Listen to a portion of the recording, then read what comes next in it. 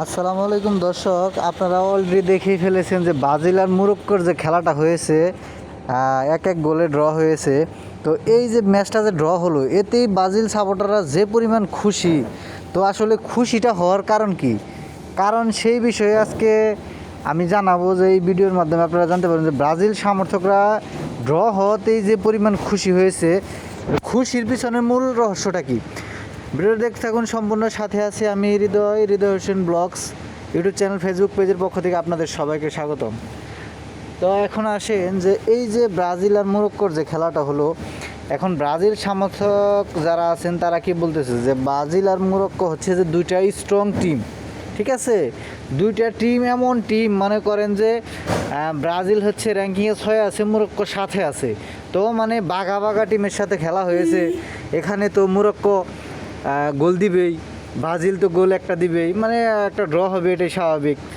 তো এই ড্র হওয়াতেই তারা যে খুশি হয়েছে যে ব্রাজিল যদি মরক্কোর কাছে যদি 3-4টা গোল খেয়ে ফেলতো, তাহলে তো মান সম্মানের একটা বেজে দাঁড়াইতে, বুঝেন নাই?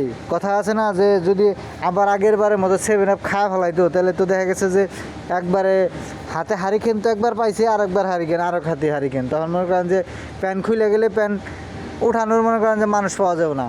তো সেই চিন্তা করে ড্র হয়েছে, এতেই মহা খুশি যে আয় হায় ম্যাচটা ড্র হয়েছে, আলহামদুলিল্লাহ। নাহলে তো আবার 5-7টা যদি খেয়া ফেলাইতাম, 7 আপ তো এমনিতেই একবার খায়া মনে করেন যে মাথা নষ্ট।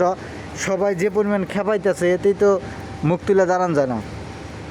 তো এখন আসেন, অনেক সমর্থককে দেখলাম যে মানে ব্রাজিল দল ছাইড়ে দিয়ে আর্জেন্টিনায় চলে আসতেছে। দেখলাম যে অনেকে দুধ দিয়ে গোসল করে আর্জেন্টিনাতে চলে আসতেছে।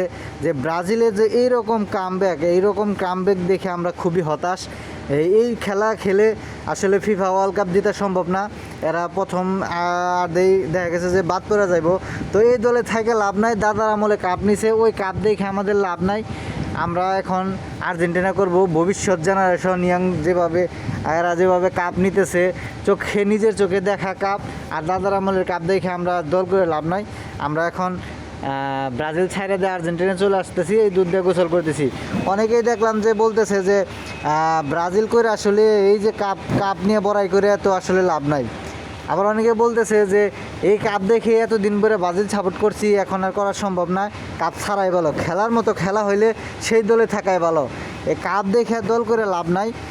তো এই যে এখন ব্রাজিল সমর্থক যারা আছেন, যারা মনে করেন যে এই যে বিভিন্ন কাপ দেখা বিভিন্ন পইরা যে মানে দল সাপোর্ট করতেন, তাদের উদ্দেশ্যেই বলা যে আপনারা হচ্ছে যে কাপ দেখা ভাই দল করে লাভ নাই। জেনুইনি খেলা, যারা খেলা পছন্দ করে, খেলাপ্রেমী যারা আছে, যারা খেলাকে ভালোবাসে, তারা অবশ্যই আর্জেন্টিনা সাপোর্ট করে, আর্জেন্টিনাকে ভালোবাসে।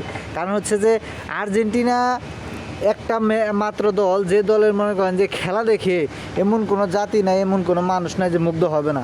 তাদের খেলার যে মানে জাদুকরির মতো একটা খেলা, এত ভালো লাগে। যারা দেখে, যারা জানে, যারা দেখতেছে, তারাই বলতে পারবে। আমি মনে করেন যে যারা ব্রাজিল সমর্থক আছে, যারা আর্জেন্টিনার পাছায় লাগিয়ে থাকেন সবসময়, তাদের উদ্দেশ্য করে বলবো যে পাছায় লাগিয়ে থেকে লাভ নাই। জেনুইনি খেলা যারা প্রেমী, খেলা যারা পছন্দ করেন, খেলাকে যারা বুঝেন, তারা অবশ্যই আর্জেন্টিনাতে চলে আসবেন, আর্জেন্টিনার খেলা দেখবেন। খেলা দেখলেই বুঝতে পারবেন যে আসলে খেলা কাকে বলে। ঠিক আছে, তো ভালো হয়েছে, আপনারা ড্র করেও খুশি আছেন, খুশি থাকেন সব সময়। আর হচ্ছে সামনে দেখা যাক রাউন্ডে যে বাদ পড়েন কিনা, সেই দিকে আপনাদের শুভকামনা রইল। 17 তারিখে খেলা আছে, দেখবেন। আর যারা ভিডিও দেখতেছেন শেয়ার করে দিবেন, যারা খুশি হয়েছে তারা যেন আরও দেখতে পারে, আরও খুশি হতে পারে, সেই কামনা করতেছি। সবার জন্য দোয়া প্রত্যাশা করতেছি। আজকের মতো এই পর্যন্তই। আপনারা কে কোন দল সাপোর্ট করেন অবশ্যই কমেন্টে জানিয়ে দেবেন। ভালো থাকবেন, সুস্থ থাকবেন, অবশ্যই ভালো কাজের সাথে।